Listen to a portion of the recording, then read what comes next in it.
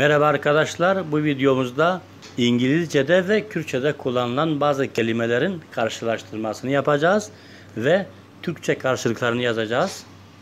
Sizin de bildiğiniz gibi Kürtçe Hint-Avrupa dil ailesinin Hint-İrani koluna mensuptur. Şimdi bu kelimeleri birkaç örnekle gösterelim.